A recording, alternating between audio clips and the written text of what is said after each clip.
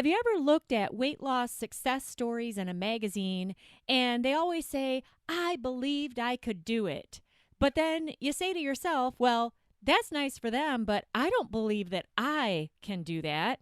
Welcome back to the JoLynn Braley Show. This is part number 7 of my special sub-series of the show, Real Results from the Inner Self Diet. Today, we are going to hear from another real-life person who battled before the Inner Self Diet with her eating and her weight, and she didn't even believe that the Inner Self Diet could work for her, but it worked anyway. Let's listen to what she has to say and her advice to you while you raise your level of hope that you can break free of your own personal food, weight, self-sabotage, shame, depression, fear, all of those struggles that you battle day after day after day after day. How frustrating is that?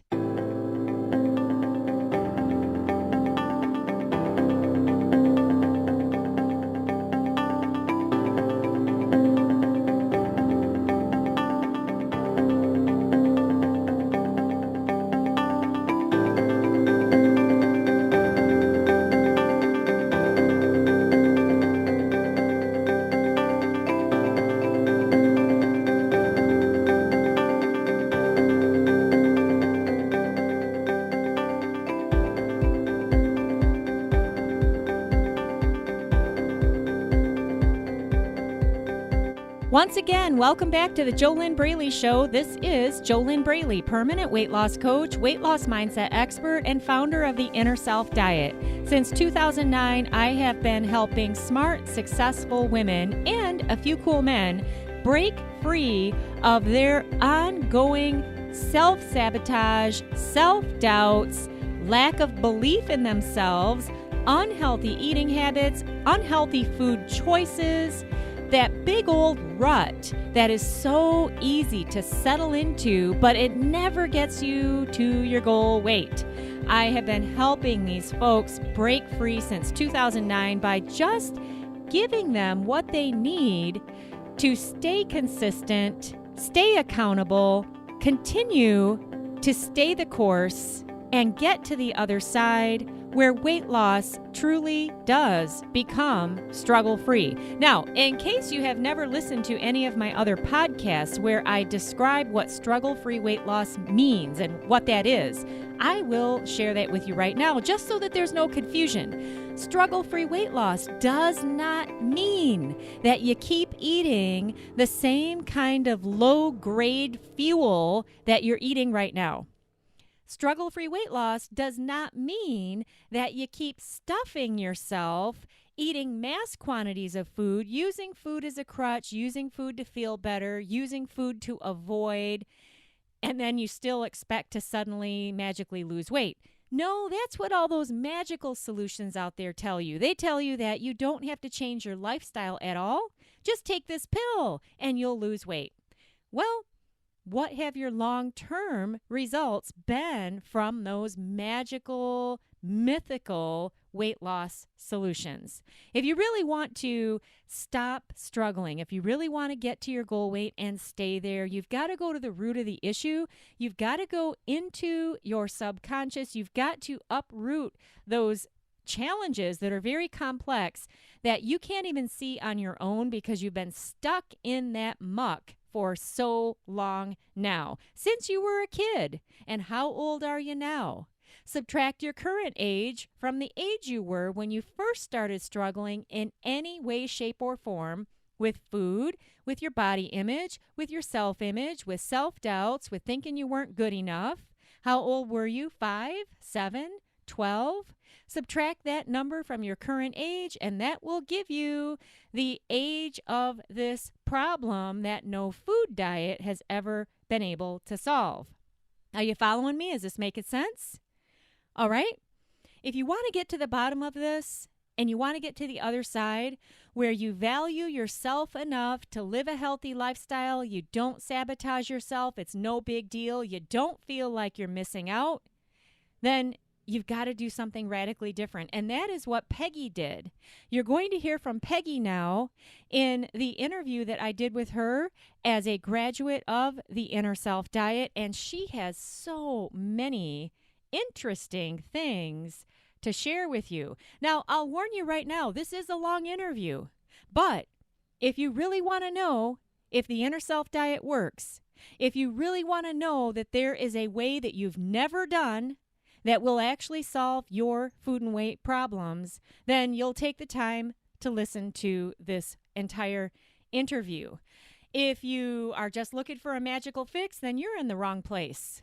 All right? Don't even listen to the JoLynn Braley Show because, hey, there's a lot of other information out there that you can get right now that will tell you, hey, just do this one thing. Just put cinnamon in your coffee and you're going to magically melt away the pounds. Let's get real. How does that work? Seriously. All right. So if you have been listening to the JoLynn Braley Show and you've heard me talk on and on and on, I mean, heck, I started this whole podcast, this free weight loss podcast, the first week of January 2013. So that's been a long time. If you've been listening that long and you're still doubting that you can break free of your food and weight struggles, then listen to what Peggy has to say. She didn't believe she could do it either. In fact, it's so funny because in this interview, when I was talking with her, she ends up telling me that she didn't even believe in my process. She didn't even believe that it would work for her, and she never told me that in the beginning. But here's what she did. Even though she didn't believe, she followed my steps, she did her homework, and she got to the other side.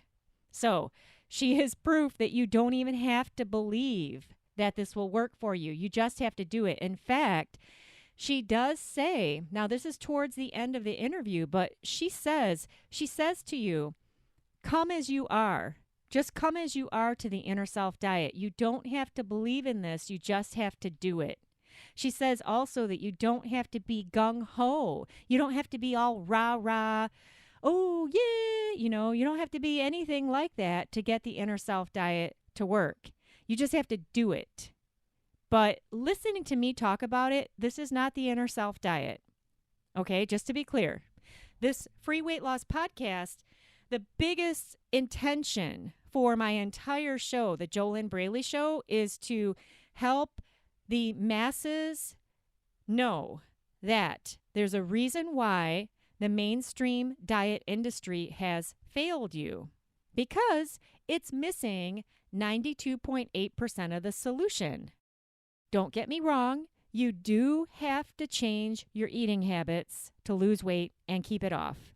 But that is 7.2% of the process. The physical steps, eating healthy, eating only when you're physically hungry, eating the right kinds of foods, getting the right exercise, all of that stuff.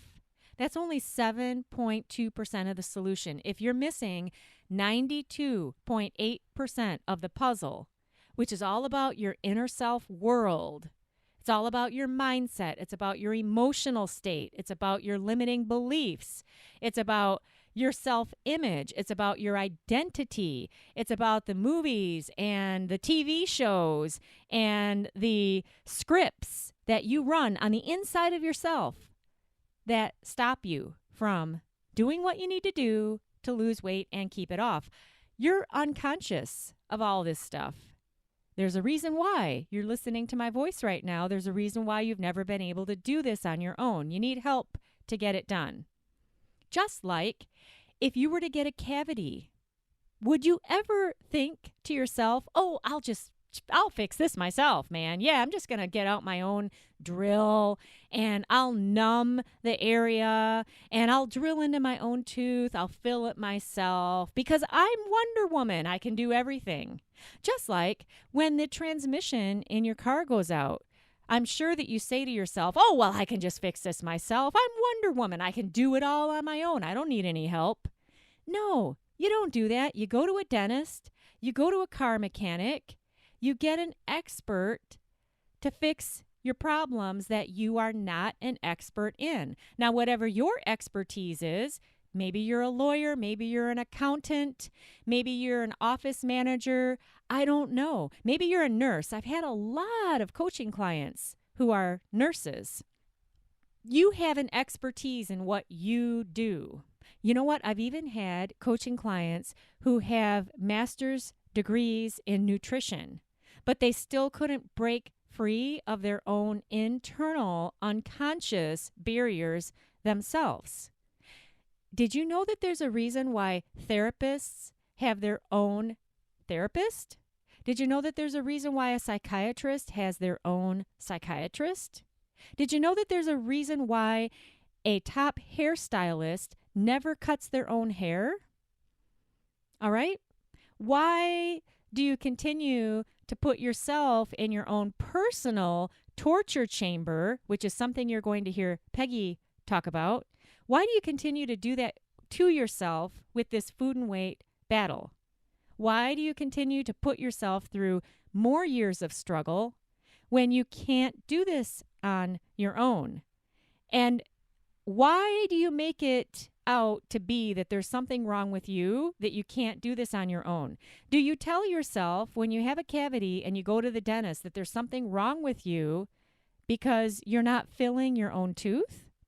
Do you tell yourself that there's something wrong with you when you go to a mechanic to get your car transmission fixed because you're not fixing it yourself? Then why do you tell yourself that there's something wrong with you when you can't fix your food and weight struggles that you've been battling with since childhood? Why do you tell yourself there's something wrong with you when you're not able to do this on your own? Are you following me? Is this making sense? The smart people are the ones who reach out and get the help. You can do what Peggy did if you believe you're worth it, if you believe that you deserve to feel good about yourself again. You can do what Peggy did. She went to www.discovery-session.com. She filled out an application. She got on the phone with me. I asked her questions to find out if or how I could help her. We got going, and now you're listening to her. You're going to listen to her talk here in just a second. Just wanted to let you know that if you are serious about solving your own personal food and weight struggles, the first step is to go to www.discovery-session.com, enter your first name and email address on the next page, fill out the application, reply to the scheduling email if your application is approved, okay? This is an application process. Because I don't have unlimited time to just talk to everyone, I hope you can understand that. I bet that you're very busy with whatever it is that you've got going on with your business or your career also. So you understand, right? Does that make sense? So I can only talk to people who are actually serious about fixing these problems for themselves. So you got to show that in the application. And so then if that's you, you'll get an email from the scheduling department. You need to reply to that. You got to confirm the time. And then you've got to answer the phone when I call. This is only for you, though, if you want the results of ending your food and weight struggles. And like you're going to hear Peggy say, you don't even have to believe it. You just have to do it. So I want to stop talking right now because Peggy's interview is lengthy as it is. And then I'll pop in at the very end just to wrap this up. Enjoy all of the wonderful feedback that you're going to get from Peggy. You go ahead, listen to Peggy if you really want to find out if it is possible to get to where you want to go when you don't even believe it for yourself. But you just have to do the right steps to get there. Okay? Let's listen to Peggy now. She could say it even better than I do. Hello, this is JoLynn Braley, permanent weight loss coach, founder of the Inner Self Diet, the kick-ass Inner Self Diet that always works as long as you do it.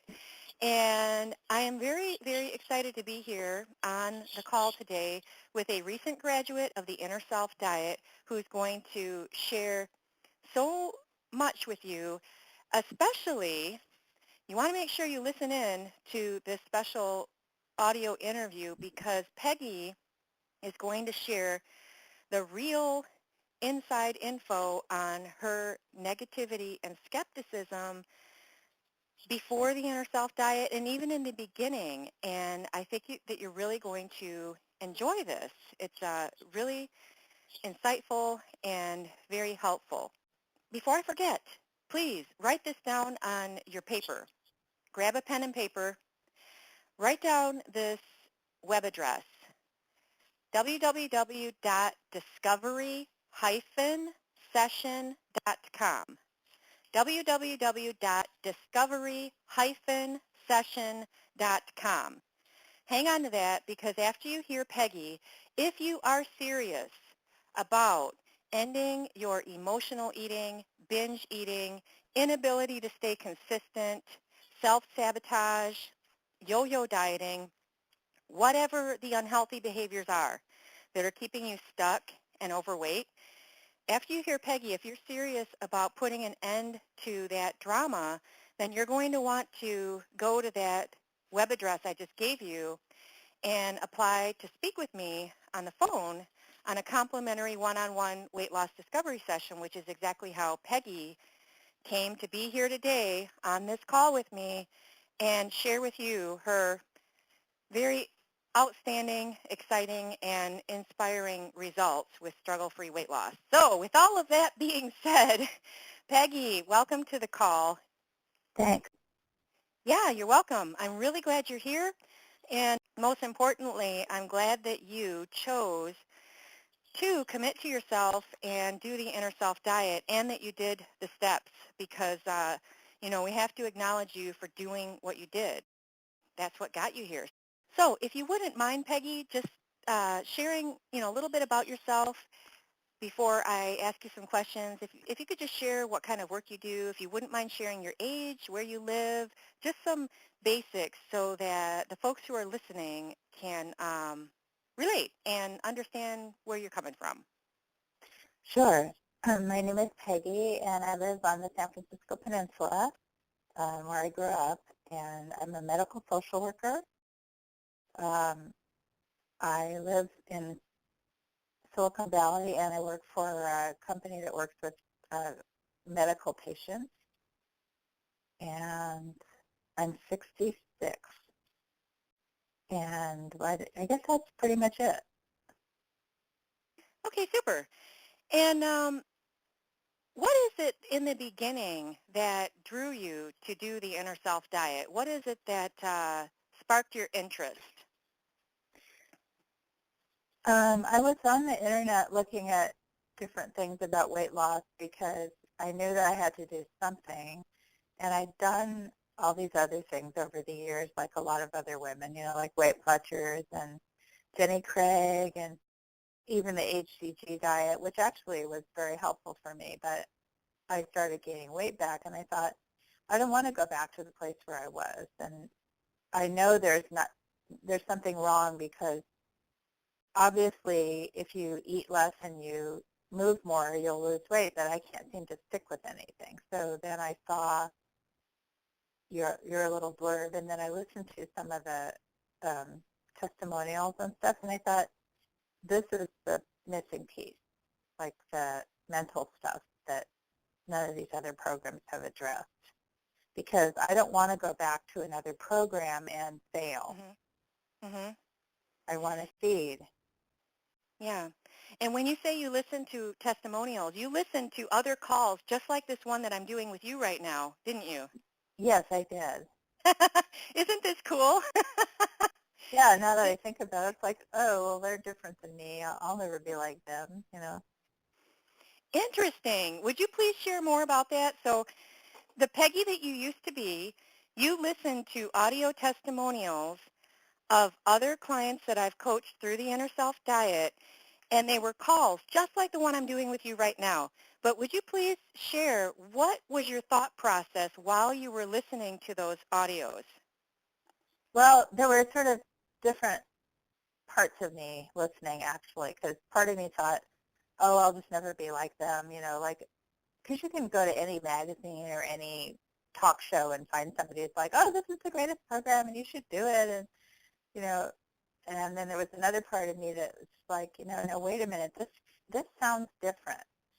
these people are real people, and this is not a rah-rah program, and it sounds like it addresses a lot of the stuff that you know, like you don't exactly know what's been bothering you, but you know that there's something in the way of you succeeding. And these people succeeded, and so they're not like, yeah, and um, they sounded secure.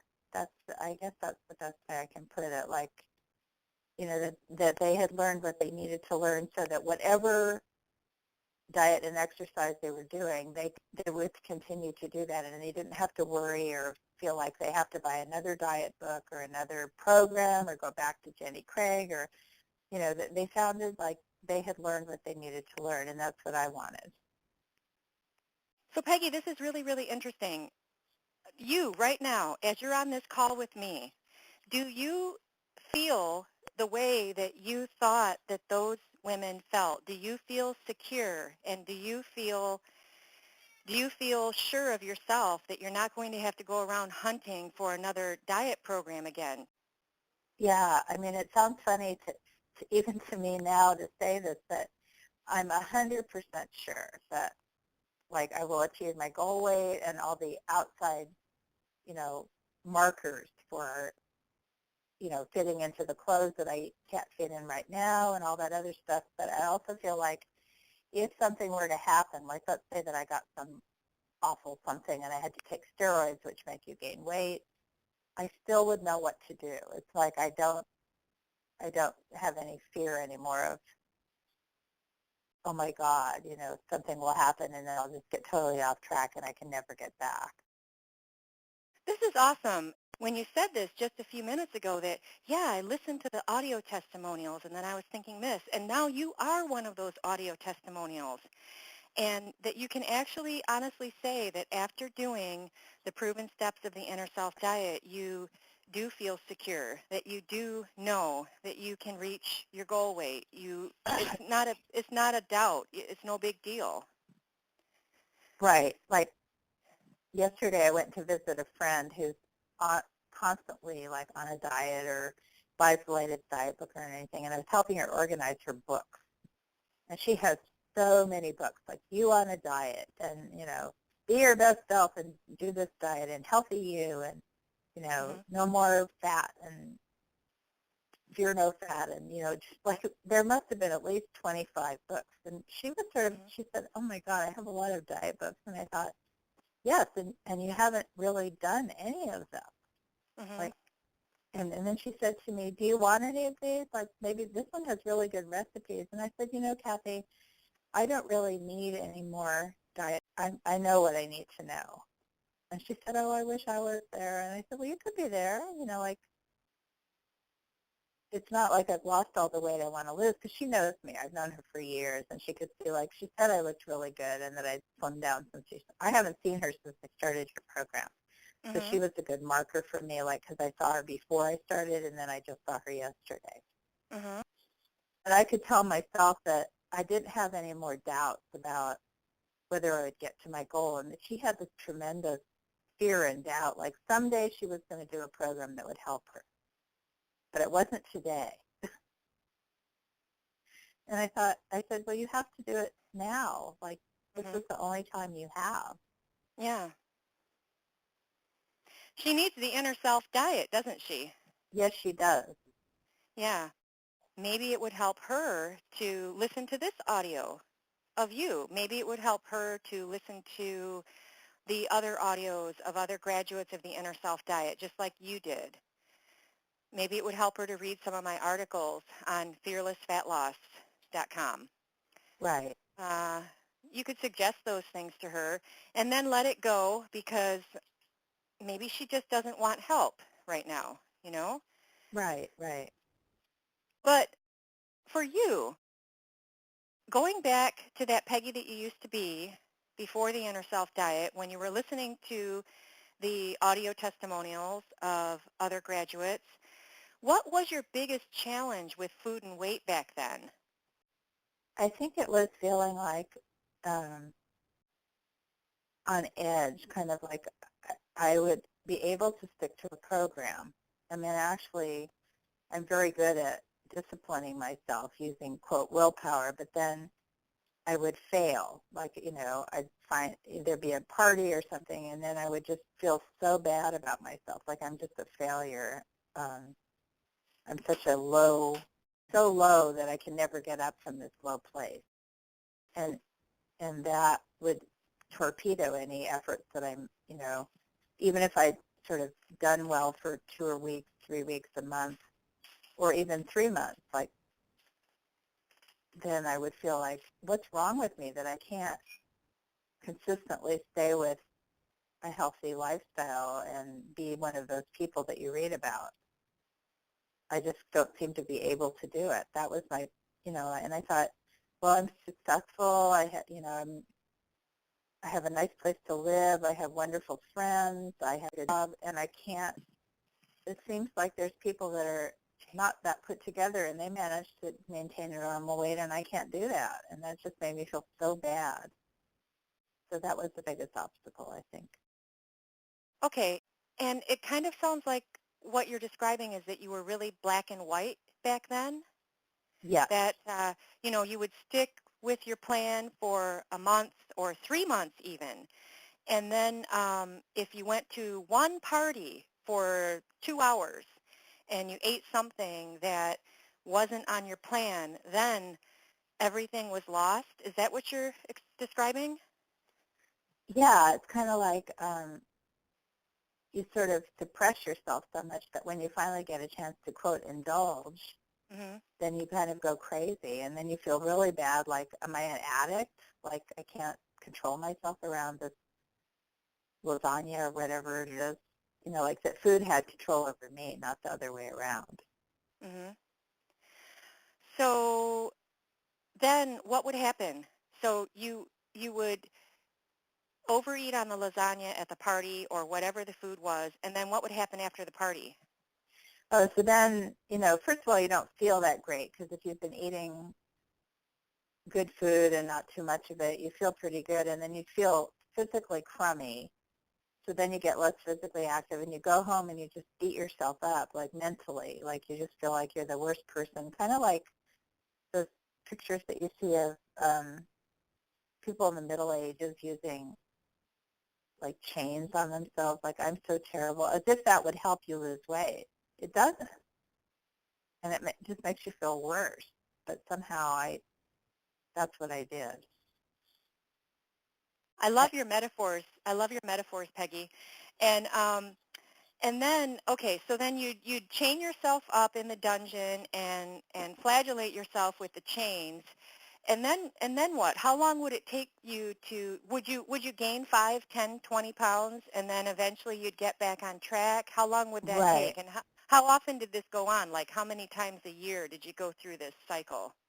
Well, it's hard to say, because I have like, I've been overweight, significantly overweight for a long time, but I would say that I would gain at least, 5, 10, even 15 or 20 pounds, and I wouldn't get on the scale, so I wouldn't, quote, know how much I gained.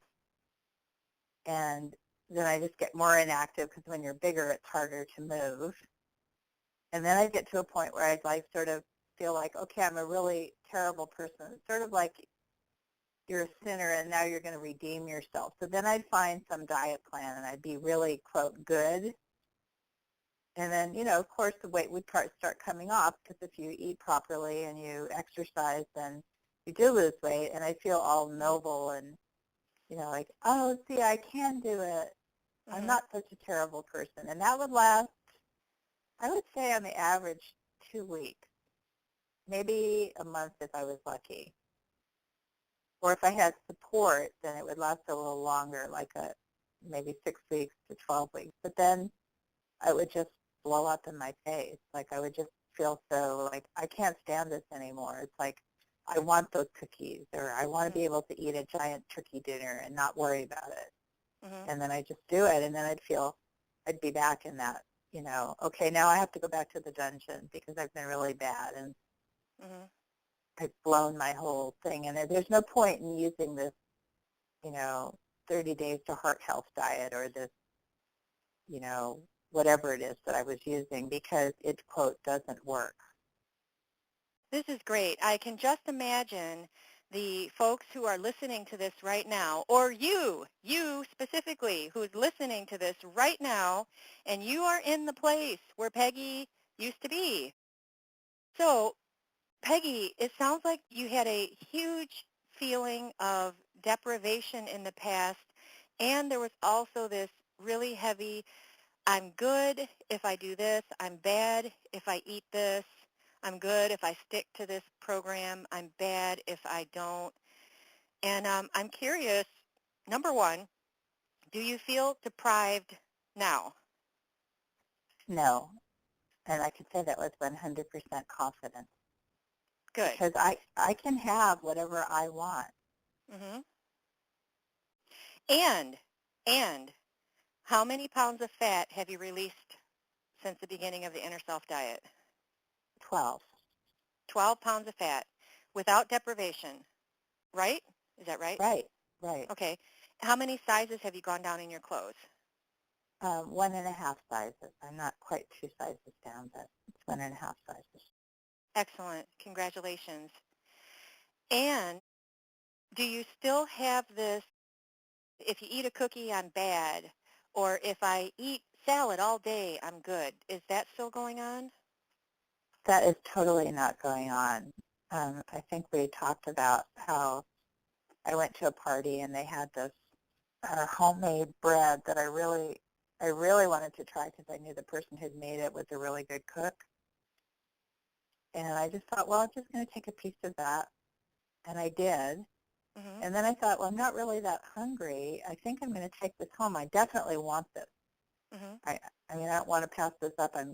This really looks good. So I took it home and I had it that night with my tea, and it was really just as good as I thought it was going to be, and I really enjoyed it. I just remembered something, and I don't know if you've realized this or not, so I want to ask you. You've told me before about a friend or a colleague. She might be a colleague, someone who you see at parties for your profession, and that she is fit and slender, but you've noticed that she doesn't hold back, that if she wants a glass of wine, she has one, or if there's a cookie, you've heard her say, oh, these cookies, I love them, and then she'll have one, and you've really watched her. It's like you have examined her behaviors, and you admired how she could have just one cookie, and it just, you could tell, you could see that it wasn't a big deal for her. Do you know who I'm talking about, this woman? Yeah, I do. She's a woman I work with, and she's never had a weight problem. And at first I thought she just didn't eat. Mm-hmm.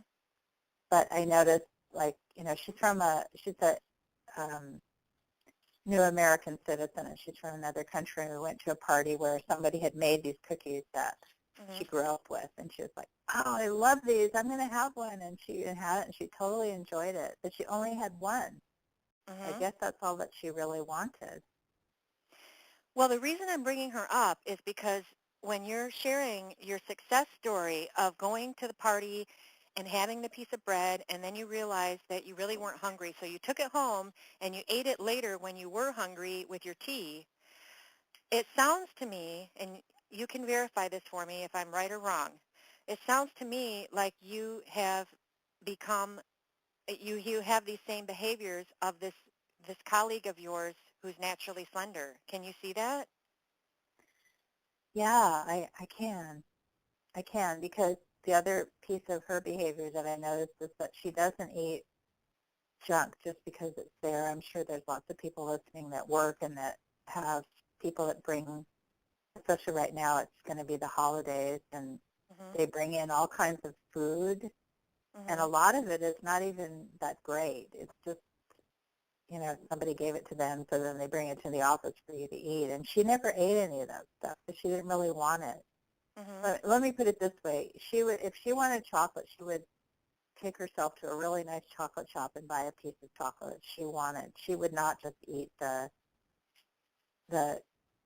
candy store stuff that was in the break room. She just wouldn't do that. So, yeah, I am like that now. It's like I just look at the stuff is really starting to come in because I work in healthcare, and all our patients feel like, oh, they're so nice to us during the year. We should bring them this candy. And I just look at it and I think, I don't want that. Like, that's not for me.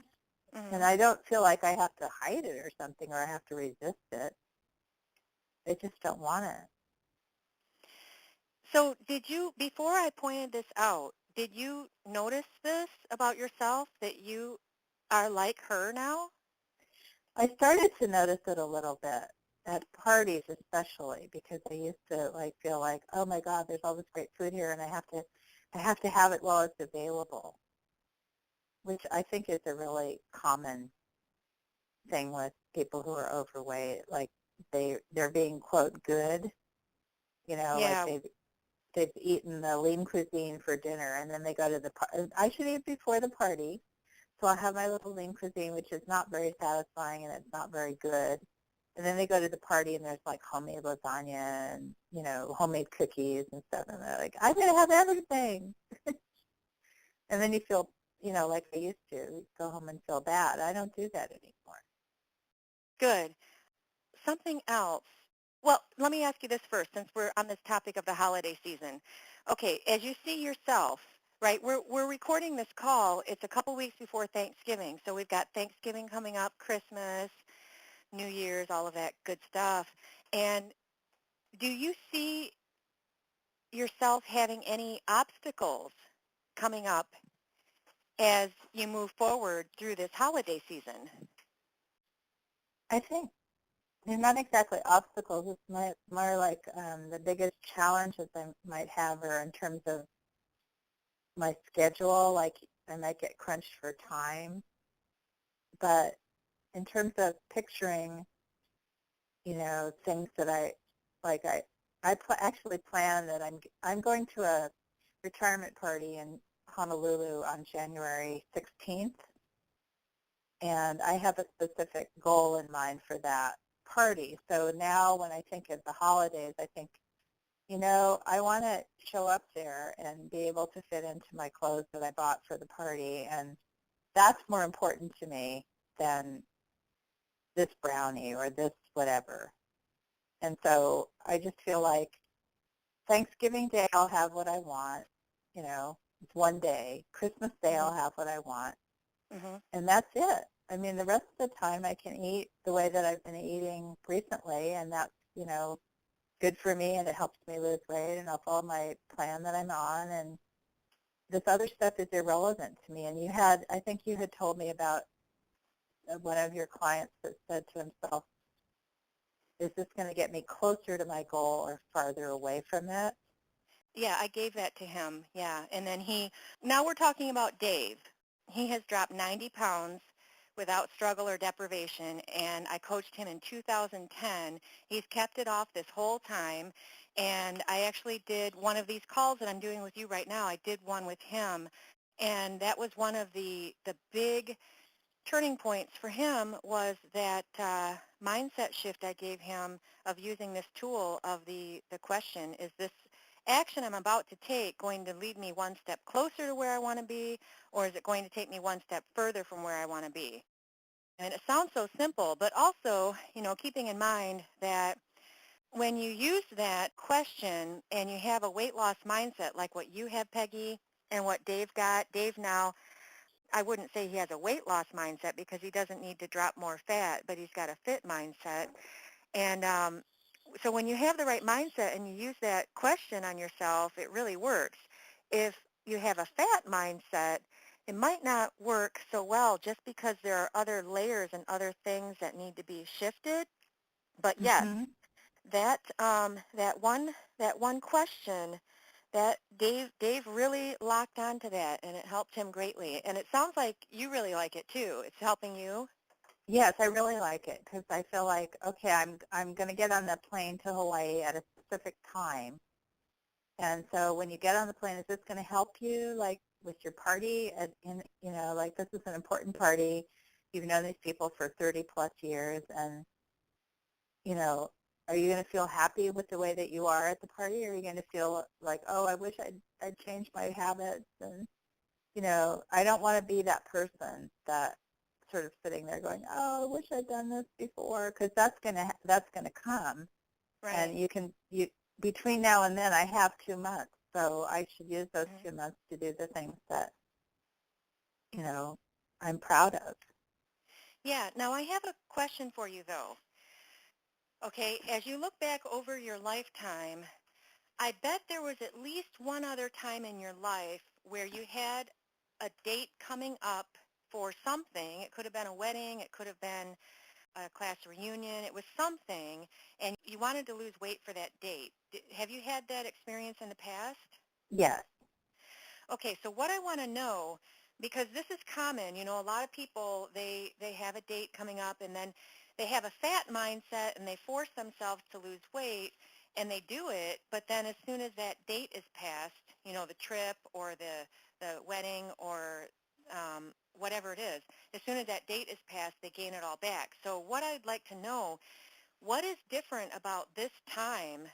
What is different about the journey to January 16th, and what is different about what's going to come after January 16th, as opposed to when you've done this in the past and you didn't have a weight loss mindset back then?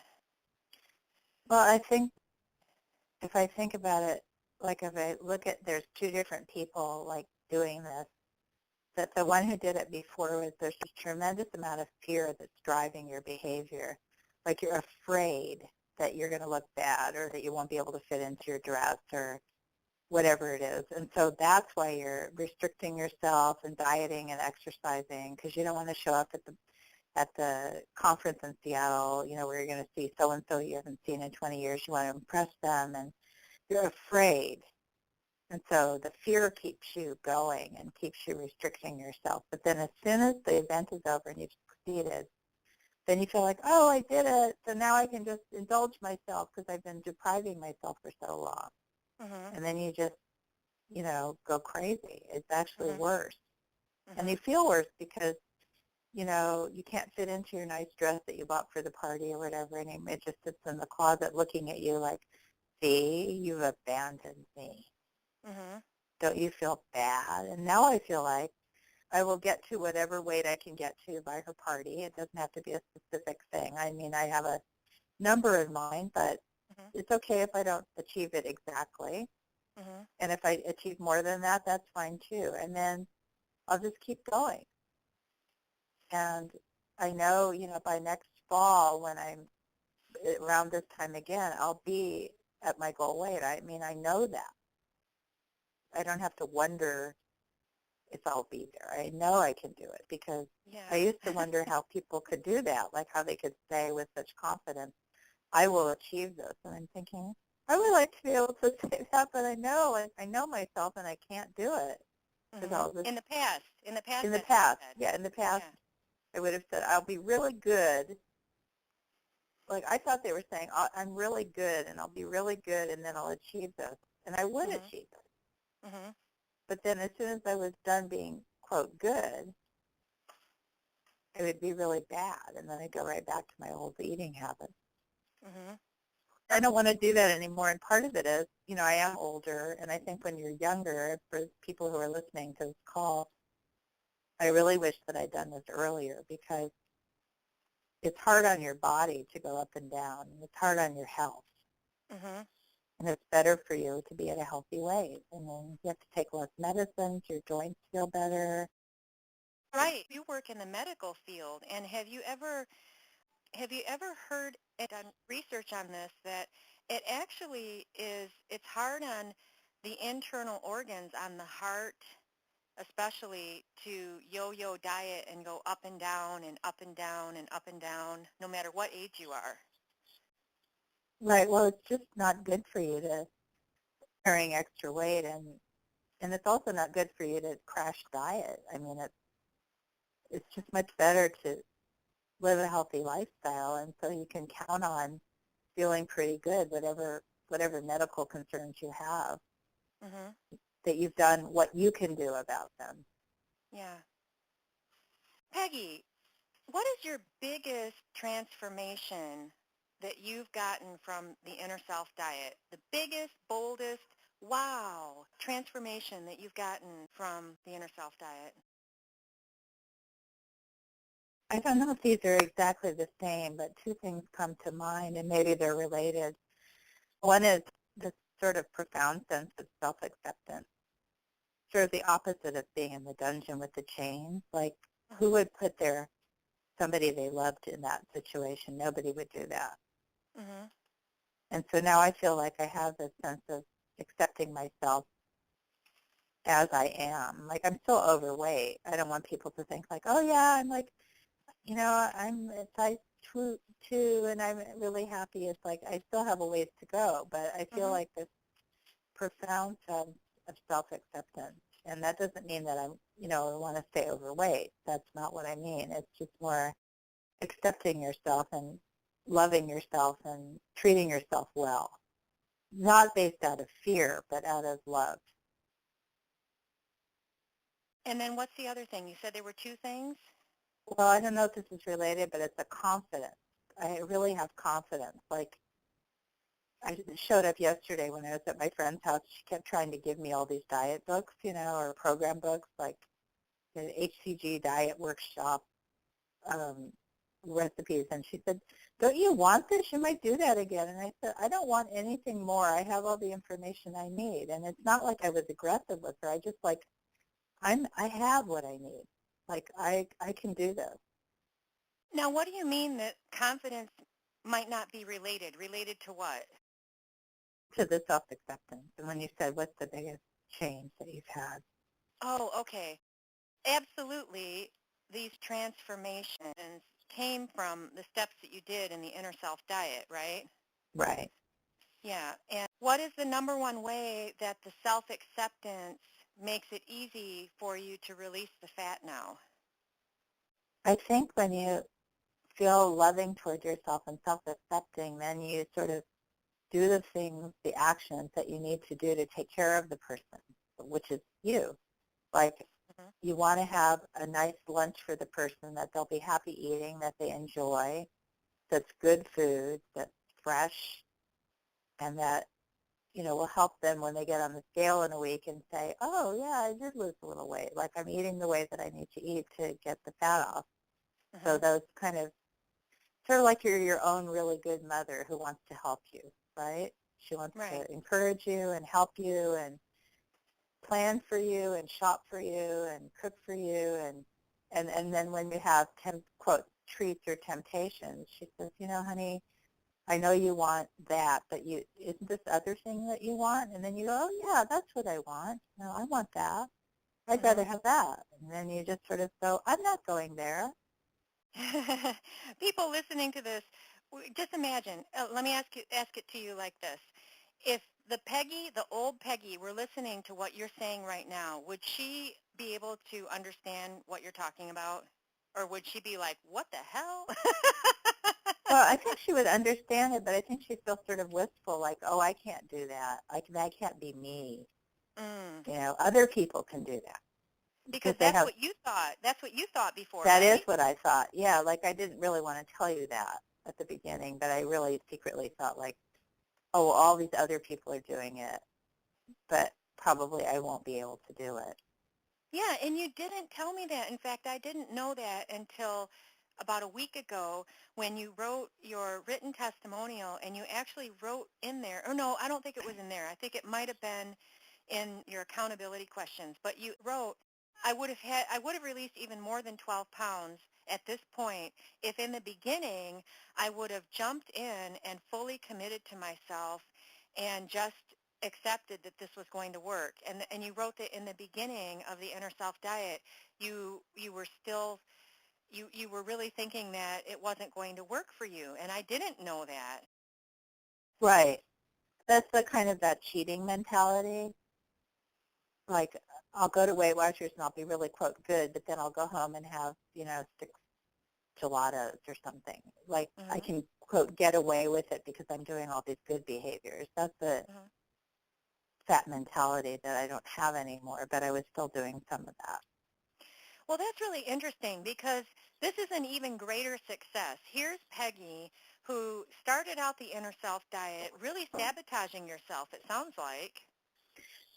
Yeah, I didn't think of it that way, but it's kind of like the anxiety of change was kind of getting to me. Like, And then I would sort of like soothe myself with food, which is, I'm sure it's a universal behavior, but when it gets out of control, then you end up overweight, and that's what I was doing. It's like it made me anxious, but, oh, I'm really going to change. And I was doing the steps. It's not that I wasn't doing them. I was, the action steps that we were doing in the diet. But as we did those, it would bring up, like, at the beginning, it was like, don't, it's kind of like, don't go, like, don't go to America. It's like if you're in Europe and, your old grandparents are like, don't go, it's too weird there, don't go.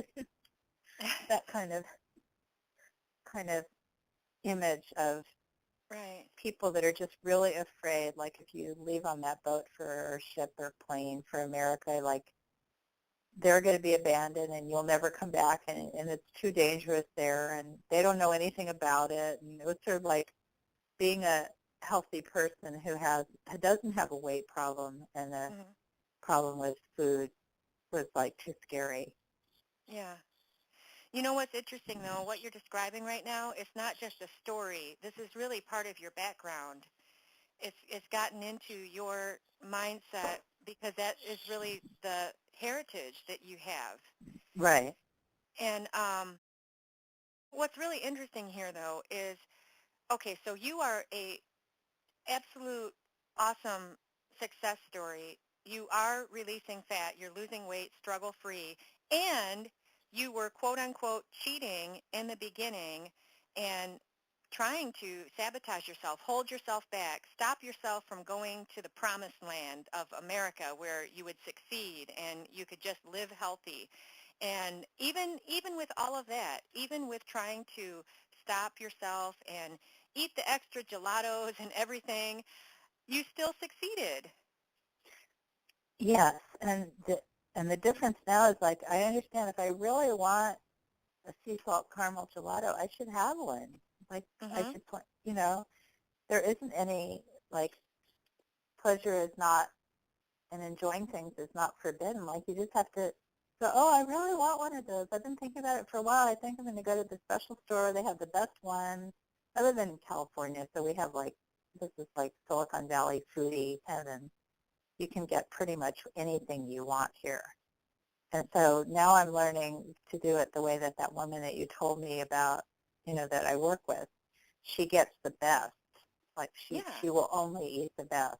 Like, she'll wait until she eats what she really wants. Yeah, and what's majorly different here, though, is that you only have one. You don't have to buy 5 salted caramel, what they are, gelatos, and you don't have to buy 5 and then put yourself in the dungeon. You're okay with one, right? Right. I think somebody at my meeting said the first bite tastes as good as the last bite. I mean, eating is an enjoyable thing, and so you might as well enjoy it, but then it's enough. Like having one is enough. After this first one, it's like you don't really want it anymore if you're paying attention. You're just eating it out of habit. Right. I want to make a comment, and then I have a question. You made a comment. You said you think it's universal to soothe yourself with food. It is universal to soothe yourself with food if the person is an emotional eater or a binge eater, but there actually are people on the planet who don't do that and have never done that. I have a friend who doesn't do that, and we actually went out to eat on Friday night. I was telling her about it, and she said, what is emotional eating? And I said, well, that's when people eat food and they're not physically hungry and they're trying to feel better. She said, really? I said, you don't do that, do you? She says, no. She said, I don't do that at all. And it was really interesting and actually felt funny talking to her about this because she could not relate at all. And I said, well, I've definitely had that challenge before, absolutely, and there's millions of people out there who are struggling with it.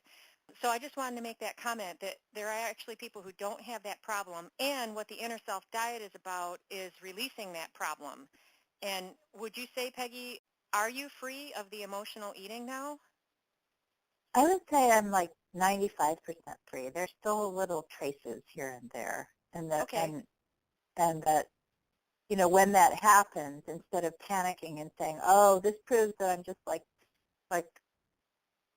kind of like somebody took your mask off and they go, see, you are an emotional eater. You go, yeah, well, that's understandable. And I just, okay, so let's look at this. And, it's just a little bump. Like, it's not a big deal. Right. And that is the major difference in the mindset. The fat mindset would, like you said, be good and then overeat, and then everything goes to heck, and then you go buy the whole grocery store and eat it, Right. The weight loss mindset, oh, okay, so yeah, you know what? There are naturally, now this friend of mine I'm telling you about, I guess that she just doesn't do this, and that's totally cool. I believe her. She's very slender, and she's very active. The difference between how a naturally slender person and the person with the fit mindset, the weight loss mindset, how that mindset reacts to overeating versus the fat mindset. And the big, huge difference is that there are naturally slender people, fit people, healthy people, slender people who have fit mindsets who do overeat sometimes, especially Thanksgiving. That's a great example. But what they do is if they eat too much, they recognize, wow, I ate too much. This doesn't feel good. And then they just don't eat again until they're physically hungry. But the person with the fat mindset, they eat too much and they, oh my God, I'm bad, I'm horrible. And then they, oh, let's eat everything else that I've been depriving myself of, and they keep eating. And then that goes on for another week. Or, I'll start again on Monday, and they just keep going. So Right. is what you're saying is that you're not doing any of that stuff anymore. Exactly. Good. Yeah. Yeah, I'm not doing any of that. It's kind of like if I overeat, you say, oh yeah, that person had chestnuts at the party. They only are available once a year, and I had way too many of them. And okay, so the next morning I didn't feel that hungry. I had a little bit of a small thing for breakfast, and then I had a very light lunch. And by 24 hours later, I'd sort of like forgotten about it. It's like, oh, yeah, okay, whatever. Like I ate too many of those, and I didn't feel that great. And Mm-hmm. it's probably another. But I also have learned, like, as one of my friends said, people don't get overweight on Thanksgiving. If that's the only time you overeat, nobody gets overweight from going to Thanksgiving dinner. That doesn't Exactly. happen. Yeah, you're right. And another perspective on this is I was working with a business coach who is very tiny person, and she's never had an obesity or an overweight problem. And she offered another perspective on this. She said, well, I think that, everybody, and she's coming more from what you said before, Peggy. You think that the emotional eating, comfort eating is universal. And she said, well, I sometimes eat when I'm not hungry, like if I'm watching a movie, maybe I'll eat some chips. So she said, I think that you can be at your healthy weight, and maybe sometimes you will eat when you're not physically hungry. That's another perspective, and this is coming from a person who has never struggled with the food or the fat. Maybe her input is really good because that takes away more of the whole black and white topic. What do you think, Peggy? No, I think that's really good. I mean, it's like what she's saying is, you have these little things that you do, and if they give you pleasure and you enjoy them and they don't mess up your life, then they're not a big deal. And if you make them a big deal, then they'll become a big deal. Mm-hmm. Yeah. Because they're not a big deal for her. No, they're not at all. She's got many successes in her life. Actually, you can relate to that. You can have successes in your life and still not be successful with this weight thing. And maybe this example I'm giving doesn't make sense because this person I'm talking about, she didn't have the weight problem. But do you get anything out of that? So it's really helpful because it's sort of like saying that, you know, people eat because they, like if you go to a place and they are famous for their tort or whatever, you have a piece of it. So that's kind of what they do there. But the people that I know that are from places that have a long history of food preparation and you get involved with food, it's like they have a different attitude toward food. And they certainly don't walk down the street eating fast food like we do here. And I mean, I was really hungry driving home yesterday. I drove home over the Golden Gate Bridge, and because they're doing construction in one area, traffic was really bad. And I just thought, I'm so hungry. And, you know, they put the fast food places right by the freeway so you can see them, right? And then you can say to yourself, oh, I can just drive into the drive-in McDonald's or whatever, and I'll be fine. And then I thought, no, I won't feel good after I have that. And I haven't had any of that kind of stuff in quite a while because it doesn't make me feel very good. And then I remember what you said about always being prepared. And I actually had stuff in the front of the car, you know, like, so you don't have to go to the back of your car to get it. Like you can just reach into your little compartment there. And I had stuff. And so I just had this little bar that I had, and I was fine. And that feels really different because it's like, okay, you are really hungry. If you don't have something to eat now, you're going to feel really bad and cranky and get a headache. And so I had my 180-calorie bar, and then when I got home, I had a nice little dinner, and that was it. That's very different than what I used to do, which is, well, okay, I'm not going to go to McDonald's, but I'm going to go to this hamburger place because I really like it, and then I'll have this giant hamburger, and, you know, I'll feel really satisfied for about 5 minutes, and then by the time I get home, I'll feel guilty. And then when I get home, I'll feel like, okay, I'm not having anything for dinner. You know, I'm going to starve myself. I'm going to wake up tomorrow and I'll do I'll do my detox diet or whatever it is that I'm going to do. And then that lasts about 3 days because you're sort of atoning for your sin of overeating. And then you get tired of atoning and feel like, how come I can't, you know, like, how come I'm being punished like this? And actually the only one that's doing it is you, you know, so I don't do that anymore. Excellent. What's really neat is you can get a weight loss mindset before all the fat comes off your body because it's faster to transform on the inside than the body can release fat on the outside. But you need to have that inner transformation to make it easy to drop the fat on the outside. Don't you agree, Peggy? Yes. Yeah. Because also then you're not impatient with yourself. It doesn't mean that you're lazy. It just means that you say, okay, my body's doing the best it can with, you know, to get to a healthy weight, and I just have to be patient until it gets there. Right. And there's something that I'd really like to ask you to share. That's this topic. Okay, a very common challenge that I would say 99% of all of the clients I coach through the Inner Self Diet, they all share the same problem. And that is the problem of giving all of your time outside of work, giving all of your extra time to other people, having nothing left for yourself, and then eating to try to feel better. And could you please share what was your experience with this, giving all your time away, before the Inner Self Diet? And how did it impact your weight also?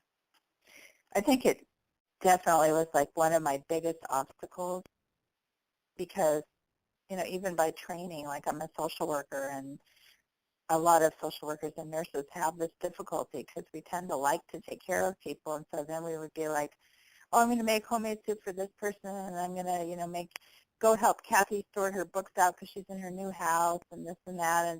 And then you end up with no time to, like, go for your walk, make your own dinner, shop, cook, take care of yourself. You end up without, and you always sort of say, tomorrow I'm going to, you know, I'm going to do this, or I'm going to go shopping and clean out my refrigerator and do all these things. But you never do them because you, and as soon as, and in a way, I think it was like one of the things you said to me is it's sort of a way of avoiding taking care of yourself. Like you sort of, as soon as you have a big gap and you realize, you really could make yourself a really nice crock-pot meal and you could, you know, go for a walk, then you find somebody else who, quote, needs you,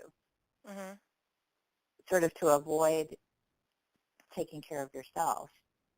Well, and I think specifically for you that this was also a way for you to put off change because that was a big fear that you had was changing. Do you agree? Yes, yes, I totally agree. Yeah. Now, what about today? What is this like today with how easy is it for you to say no to someone else? Uh, what is it like today with the time that you give to yourself each day and the amount of time you give to others? What's different? Well, I'm my first priority now, and that doesn't mean I'm become a selfish person. It just means that when I do the things that I have to do, not have to like in a compulsive way, but that I need to do to stick with my plans to be slimmer and more fit, then I can help other people. And to give you an example that I gave JoLynn, it's gotten really cold recently in California, and one of our secretary is going to be traveling, and she doesn't have any cold weather clothes. And so normally I would have just like, oh, I have all these cold weather clothes from when I lived in another state, and I'm going to go through my drawer, and I'm going to package them and put them in a gift bag, and I'll bring in all of my gloves so she can choose. And then I thought, no, that's going to take me like 45 minutes. I'm not going to do that, but I still want to give her something. So I just went to my glove drawer, opened it, swooped a couple of pairs of gloves into my handbag, and took off for work. It took me like 2 minutes max. Like I was still thinking of her. I was still helping, but I thought, I don't have, I don't have time to do this. Now, I didn't think about it at all. That's the interesting thing about the inner self diet, that I think a lot of the stuff is, it just sort of becomes part of what you do. Which makes total sense because these changes need to occur on the inside at a core level. Most of these problems are at the subconscious level, which is why you were never able to change by just analyzing and thinking your way through it. Right. Yeah. And then how do you see that this change, this transformation that you've had in the time that you give to other people, the time that you have for yourself, how does it help you with the struggle-free weight loss? Well, it helps a great deal because going back to that thing you said about Dave's question about, does this help you move you ahead to your goals, or does it move you away from them? It's like I still will have some thought patterns that go with my old person. Like, I'm going to Thanksgiving at my cousin's house, which is quite a ways away, and we're having some out-of-state people come in, and I'm going to pick them up. And so then she said, could you bring X, Y, Z? And I started thinking, oh, I should bring that. And then I thought, I can't do all of this. If I cook that and I pick the people up at the airport and I go on a 2-hour drive, I'm not going to be able to take care of myself. And just as I thought that, I got an email from her, and she said, never mind, just bring just pick up, do the airport pickup. We'll have plenty of food. You don't need to cook. And it's sort of like, that's what I was going to tell her anyway. Mm-hmm. I didn't have to because my cousin's pretty aware, and she thought, what am I asking her to cook for when she's doing all this other stuff? Yeah. But before, I would have just felt like, I have to do this. I have to pick the people up, and I have to make this special dish, and I have to drive for 2 hours. And then I would have felt really tense and probably overeaten as a result. Right. Like to make myself feel better. Mm-hmm. Do that because it's not going to happen. Right. And this is a major problem that so many women especially are struggling with right now is they cannot say no. They don't have the training. They don't have the skill set to be able to communicate with the people that want all of their time, and they're not able to have good boundaries. They're not able to then take time for themselves each day without feeling guilty about it, and then they just stay stuck in this cycle of overeating and feeling bad and continuing to give their time away, and they're just really stuck there. Right, and as soon as an opening comes up where you could take time for yourself, you immediately think, well, I really should, sort out my daughter's books and send them to her and take them to the post office. And I said, this is related to what I saw my friend yesterday. We're sorting books. And I said, no, Kathy, here's a box. Put the books in the box. When she comes for Thanksgiving, show her the box and say, honey, why don't you take whatever's in this box that belongs to you, and if you don't take it by the end of the visit, I'm going to be donating it to Goodwill. And it's like, you don't have to, do this for her. Mm-hmm. And she said, oh, yeah, I can do that. So we put the box, and, now she doesn't have to do that. But I can tell that she's going to do other stuff like that because she hasn't changed her mind. Right, yeah. I She mean, needs I was the able. self-diet. She does. I mean, I was able to help her with that one thing. Mm-hmm. But she's going to look, then she'll just help her husband, or she'll help her cousin, or, and she's overweight now. She wasn't when I met her, but now she is. Yeah.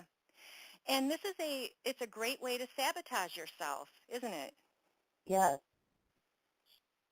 And when I was watching her, I thought, oh, I used to do this. I did this. Yeah. And I could really see that I don't do it anymore, and I felt bad for her. Yeah, well, send her to fearlessfatloss.com. Send her to this audio once I get it on the site. It depends on whether or not she wants help. Right. We can't help anybody. I can't help anybody who doesn't want help. But she definitely could have the results that you have. And something else, too. Do you agree that what the Inner Self Diet has done for you, it's not that it's made you into a different person, but it has helped to uncover the unhealthy behaviors that were on top of the awesome Peggy that you always were, but you couldn't see the awesome Peggy because there was so much stuff covering her up, and the Inner Self Diet has helped to release that covering. Do you agree? Yes. It's sort of like being afraid to take your coat off because you always think it's cold. But if you're not cold, it's easy. Like, if you fly to Hawaii and you're wearing a winter coat from the East Coast, you will want to take it off, believe me. So it's like you take it off and then you just go, oh, I've always been here. Like, this is me. This isn't like some scary thing. And you don't have to be different. If you're kind of introverted and you don't like it being at big parties, you're not going to suddenly like that. It just, you can sort of accept yourself as you are and say, oh, okay, that's not something I do, but that's all right. You can accept yourself as you are and also have struggle-free weight loss. Oh, yeah. I mean, that's not, because I don't want to mean that, it's not like, oh, I'm just going to stay fat. Right. That's not what I was saying. Yeah. So, Peggy, what would you say to the woman who's listening to this and she's saying, well, this is all nice, and actually I can really relate to Peggy, and she sounds a lot like me, but it's nice that it worked for her, but it would never work for me. What would you say to her? Oh, good question.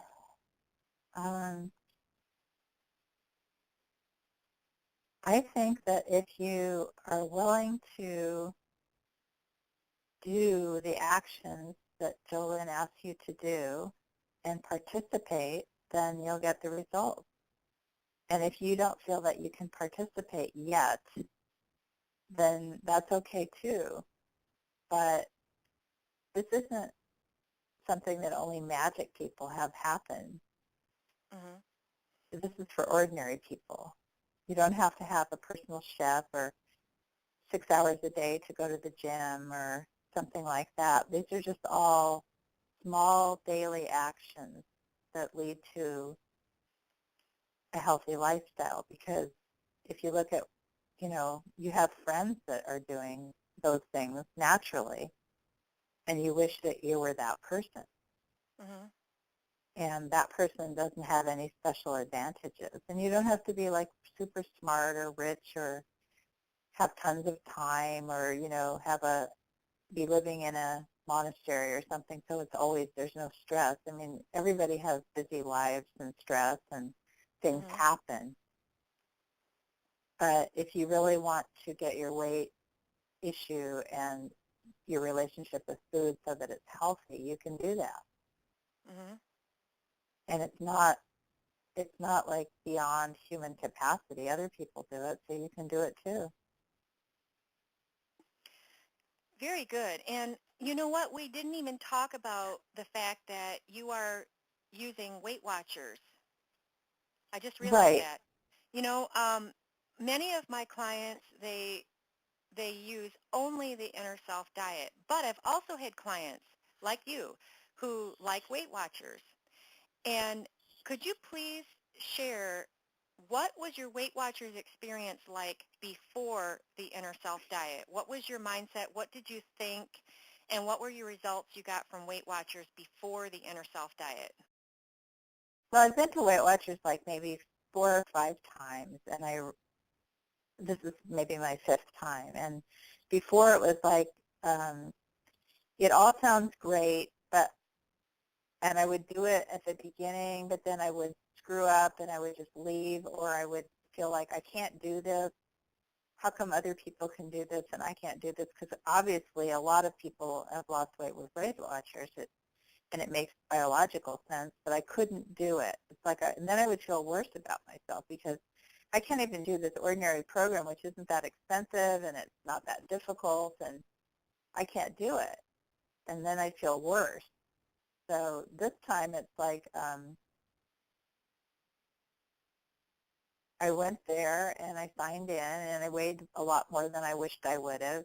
But it's kind of like, well, these people are going to help me with the food and exercise amounts that are suitable for somebody who's my size and age and all that stuff. And then I'm going to follow it. And it fits in with a lot of the stuff of the Inner Self diet because there is no, quote, forbidden food. There's nothing that you can't have. I didn't want something with, you can only have this or you can only have that, or you have to eat this much every day. But it's like, it's really a different, as I said to JoLynn, Weight Watchers is really different, and it is really different. They're really much more emphasizing the mental part of weight loss because, and I'm also different because I hear different things. And I chose a different meeting that has mostly people that have succeeded and are maintaining their goal weight. So I'm willing to get up really early and go to that meeting so I can get that reinforcement. Right, and you had mentioned this before. We had a call, one of the Inner Self diet calls. It was over a month ago. It could have been 6 weeks ago. And you mentioned your Weight Watchers meeting. And here's what I want the folks listening to really hear, because you had said that it seems like Weight Watchers has changed. It seems like Weight Watchers is putting more focus on the mental. But then I asked you, okay, so imagine if you were the same Peggy before the Inner Self diet. All right, let's say that Weight Watchers has made these changes. I don't know if they have because I don't go to Weight Watchers. But let's say they have, that they are more focused on the mental, they're including that. But if you were the same Peggy that you were before the Inner Self diet, what would you have thought and what would you have done when you went to these Weight Watchers meetings and they're talking about the mental and these things? I think I would have done the same thing that I used to do, which is say, oh, other people can do this. Or, like they would talk about taking time for yourself every day.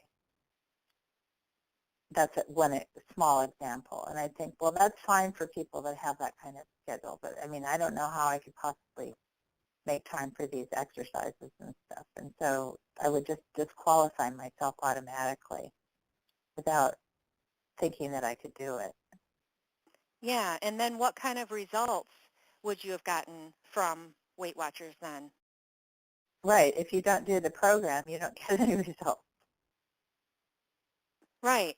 And then today, with the weight loss mindset that you've gotten from the Inner Self diet, with all of these core transformations that you have achieved here in the Inner Self diet, what is it like for you? What do you think? What's your thought process and your beliefs when you go to Weight Watchers now? Well, I'm happy to be going, and when I get on the scale, it's like it says whatever it says. Like this week I didn't, quote, lose any weight, even though I lost some inches, and I'm not scared anymore. It's like I see that if I just keep doing the healthy behaviors, I'll get to my goal weight when I get to my goal weight, because I have about over 50 pounds to lose, and that's going to take a while. And it's not possible to lose that much weight that quickly. And I'm somebody who's been on like a diet where you lost weight pretty quickly, and I gained it back. Mm-hmm. And so I don't want to do that this time. It's like whatever time it takes, it's going to take. And so I'm just going to do the actions that they ask you to do and eat the food that, I know is good for me. And then eventually I'll get there, and I'll have to keep doing the same thing that I'm doing now. Like, it's not like you get to it's not like you being on, I'm on Weight Watchers or I'm off Weight Watchers. Like, that is gone. Like, I'm on a diet and I'm off a diet, and that's really different because, for example, for Thanksgiving Day, I hear people say already, they're saying, well, I'm not going to have this because I'm trying to watch my weight, and it's like, you have to live a way that you can manage. Right. And plan ahead. Like, we're going to go to a restaurant the night before, and I already called up to see what the menu is so that I can plan what I can have, and I'm not focused on, like they have this really good pumpkin pie thing. When I have that, then if I have this big dinner that other people are going to have, I'll feel sick and I'll feel tired and I won't have a good time. So I either can have it, two of the appetizers and the pumpkin pie, or I could skip the pumpkin pie and have the dinner, but I can't eat all the stuff that other people are going to eat. Not because I can't. Like, nobody's forbidding me from having it. But I want to feel well and I want to enjoy myself. And I get to choose how that happens. Right. And the other thing, too, you had learned in the Inner Self Diet how to pay attention to your body, and you already know that you've got this event coming up. It's not a surprise, and you can also make sure that you are physically hungry when you go to the event, Right. Yeah. Do you agree? Yeah. I already know, and if I want something, I can have it, but I don't want to end up feeling bad, either emotionally or physically, and so I have to think of, be aware of what works for me, and it doesn't really matter what other people are doing. Right. It doesn't. It doesn't. So, Peggy, is there anything specific that you want to make sure that people who are listening to this hear from you? Something that we haven't talked about, something that you want to make sure that you talk about it, either to help them learn from maybe your negativity in the beginning, or anything that we haven't talked about? Well, I think that, and we have talked about it to an extent, but I think I would encourage people to come as they are. Like, that you don't have to believe in this. You just have to do it. Would you say that again, please? Because I think you might have said you don't have to believe in this, you just have to do it. Would you repeat that? Because I don't know if I heard you right. That's what I said, yeah. When you start with JoLynn, it's like you don't know what she's going to do, and you don't understand how it works, and so you don't have to believe in it kind of like, I'll do it, and I really believe this is going to work, and you just have to do what she asks you to do. So you can be skeptical and say, well, I don't know if this is going to work, but it's kind of like she says, okay, she was teaching you to climb up a rock wall, and she said, okay, put your hand here, put your foot here. You just put your foot in hand where she tells you to put it. It's not that complicated. And yeah, there's some anxiety if you're learning to climb a wall and you don't know how to do it. But you don't have to believe you can climb the wall. You just have to put your hand and foot there and do it. Yeah, So that's, go ahead. That's kind of what I want to say, because I think people think that they have to be really gung-ho about something to get it to work. I mean, maybe that's true for some people, and maybe that's not a challenge for them. And maybe they already feel like this is resonating with them, and so they know it's the right thing for them. But if you don't, and you say, well, I'm willing to do this, then it would work for you too. Yeah, that's awesome. That's brilliant. And you're right. You don't have to believe it. And you know what? Actually, I think that most people in the beginning don't believe it, because when your mindset is fat, you believe other things. You believe that you can't, or that weight loss is a struggle, you know? Right, and I think also you believe like there's this secret fairyland that people who lose weight go to, and that you could never go there. You know, like you see people in People magazine, like you know perfectly well in January they're going to put out that issue that they always put out, like, I did it, how I lost weight, you know, that always comes out in January.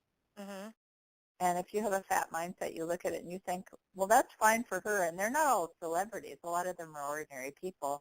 But you say, well, I couldn't do that. You know, they're special. They did something extraordinary. And a lot of them say stuff like, I believed I could do it. And you feel like, well, I don't believe I can do it, so I can't do it. And and I then love your honesty. discouraged. You feel more discouraged than ever. So it's not a question of blind belief. It's like doing something, and then you get the confidence. Like, so once you've gone rock climbing with JoLynn, and she said, put your hand here, put your foot here, and when you're at the top of the wall, you go, oh, I see. If she says to climb like this, and I climb like this, and I get to the top of the wall. It's not like magic. It feels like that because you could never have imagined yourself doing it, but it's not. And she does know what she's doing. It's like she's worked with a lot of people. So whatever weird things that you think you have, she's heard them. I love that. Whatever weird things you think you have, she's already heard it all. And you're right. That's awesome. So that's pretty much all the other things that I wanted to say. Okay. And also, just to add this, please, you said to me that there were times in the beginning I was giving you steps to do, and you thought, well, this is weird, or how is this little thing? This thing seems too simple. It seems too simple. And without going into what it was or anything, can you just share that even these very simple steps I gave you in the beginning, how they ended up working? You know, then you look back and said, oh, wow, that worked. But in the beginning, you were like, what does this have to do with anything? Right. Well, I mean, you know, a lot of the obstacles that you have, you don't really understand why you have them or know how to clear them, because if you did, you would have done it already. So when JoLynn gives you these steps and says, I want you to do this every day, and, you know, and it doesn't seem to have anything to do with losing weight. It's not like she says, okay, you know, you each need to do 100 jumping jacks, or something that you can, in your mentally, you can understand. You just have to do what she asks you to do, and just have sort of, what do they call that, suspend your disbelief and say, okay, I don't believe this is going to happen, but I'm just going to do it. I'm going to just suspend my disbelief that this can help. And, you know, it'll either help or it won't, but I'm going to do it 100%, because if I don't give myself that chance, then how am I going to know if this program works or not? And so that's how I did it, because, you know, I think, well, this doesn't have, like you said, this doesn't have anything to do with losing weight. But she says that this is what you do. So I'm not the one that knows how to do this, because if I was, I wouldn't be on this call with her. Right. Like, hello, if you knew how to do this, you would have done it. That's fabulous. Well, Peggy, thank you for sharing everything that you did here. Any final thoughts for the person who's listening to this who is the old Peggy?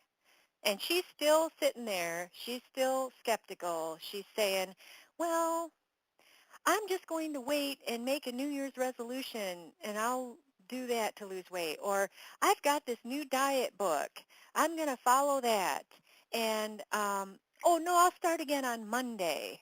Well, we've got Thanksgiving coming up. Then there's Christmas. Or they could be listening to this at a different time of year. Maybe 4th of July is coming up. I can't make any changes now, but I'll just do another diet. Or I'll go back to Weight Watchers, or I'll go to Jenny Craig, or I've got that new diet that just came out.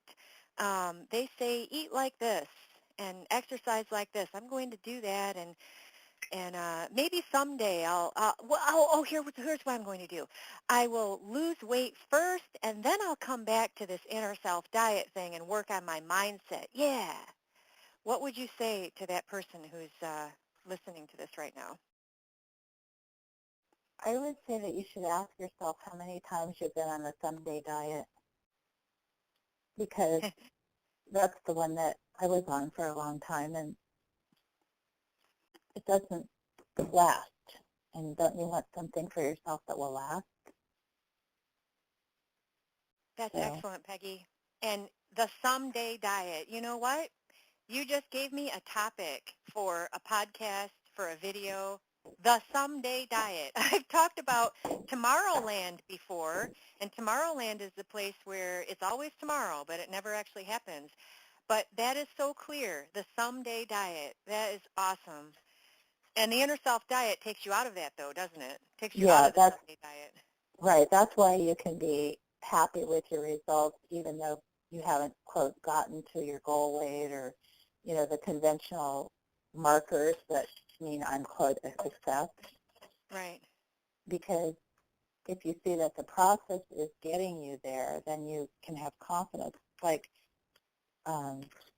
you said that you used to be in air travel, and sort of like if you get on the plane and you see that it's going the right way, you don't constantly go up to the cabin and go like, are we going to Hawaii? Are we going to Hawaii? You're going the right way. Mm-hmm. So you don't have to constantly be checking to see if you're going to get there. Yeah. But what you just described, that's a result from a weight loss mindset.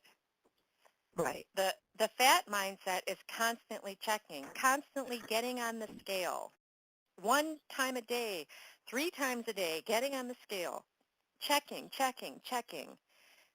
looking for more celebrity diet tips, getting the People magazine, reading all this other stuff, but not actually getting there. Right, and not actually doing, And I'm not saying that, somebody's listening to this and they can go to Weight Watchers and they're having success and they're doing good, then they probably don't need the inner self diet, I mean, if they can do it and it works for them, then that's fine. I'm sure there's lots of people that that's true of. Right, but if that were the case, would that person still be listening to this interview? Because we've been on here a long time. No, they wouldn't. They would just say, oh, I already know all that. Yeah. No, they'd be right. out doing something else. Well, Peggy, thank you so much for sharing everything that you did. You've dropped 12 pounds, did you say, or 14? 12. 12, 1.5 sizes. Yes, you have more fat to release, but you know it's happening, and you're just living the same. Aren't you living the same lifestyle now that you would live if you were already at your goal weight?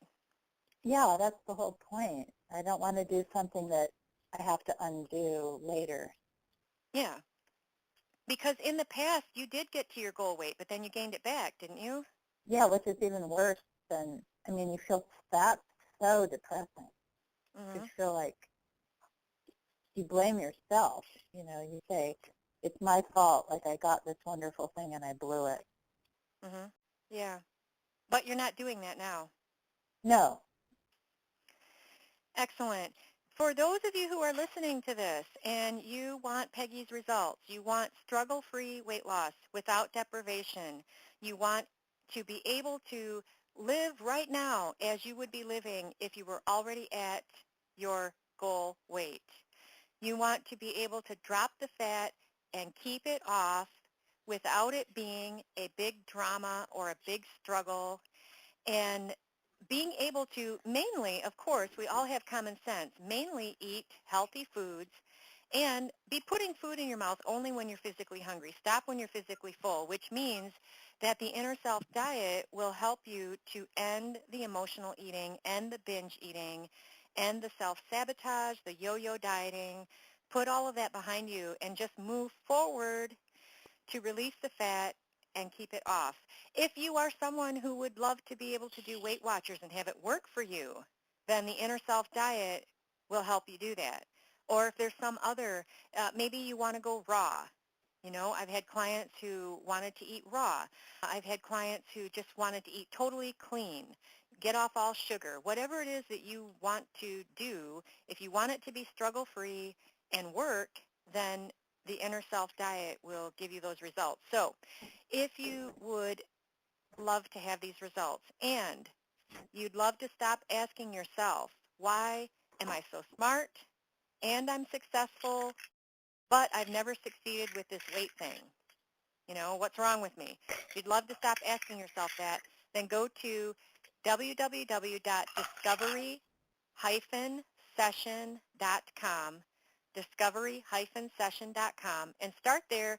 Apply for a complimentary one-on-one call with me, and you will discover on the call what's really been stopping you from losing weight for good and also what you can do about it.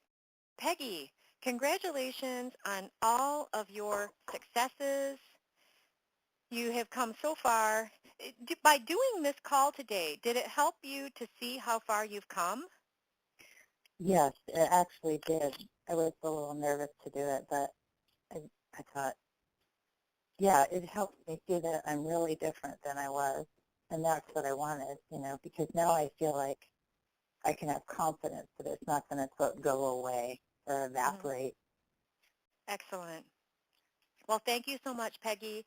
And I know that you'll just keep going forward. And thank you so much for doing this call today, because I know that there will be those who are listening. In fact, you who's listening right now, you, the one who is very skeptical, and you could totally relate to how Peggy used to be, you obviously need the Inner Self Diet. So start with the complimentary call. Apply for that. Go to discovery-session.com and get going, because the someday diet will not get you permanent weight loss. It won't get you struggle-free weight loss, and you'll just always be in someday world. Thank you, Peggy. Thank you very much. Okay.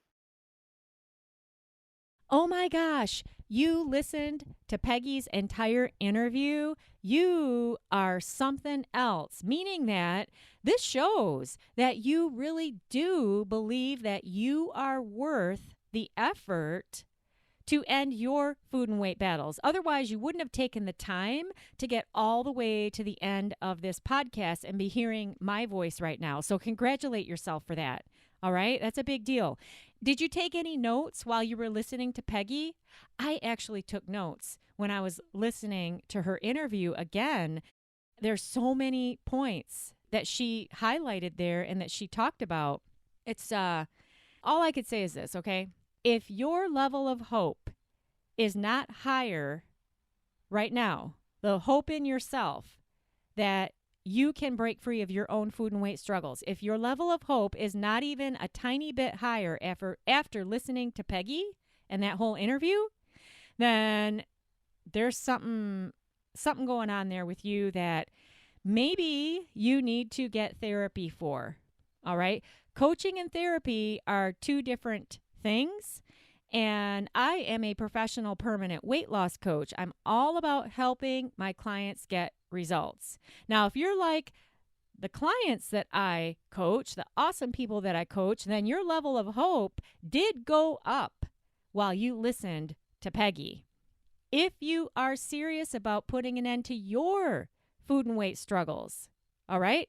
If you're tired of listening to other people, and you can go listen to other people. For example, we brought up Dave in that interview, and Dave is also part of this special sub-series, Real Results of the Inner Self Diet.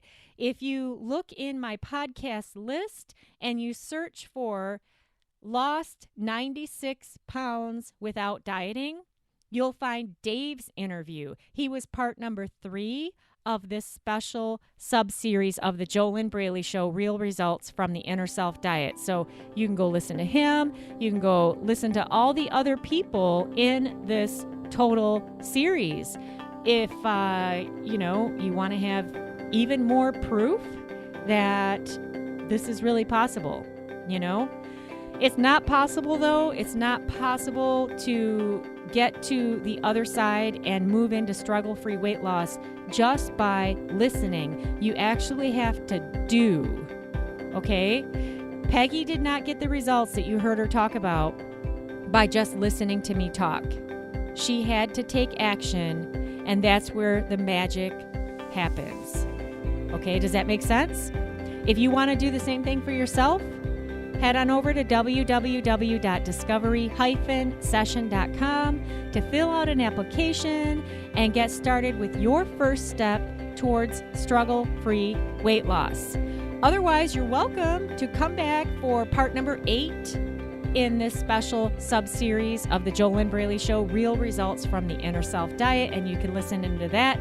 Also, if you haven't listened to the introduction to this special sub-series, you can go do that also. You can start at the very beginning and start with the introduction, then listen to part 1, then part 2, part 3, part 4, part 5, part 6, and what you just listened to was part 7, Peggy's interview. This is part 7. All right?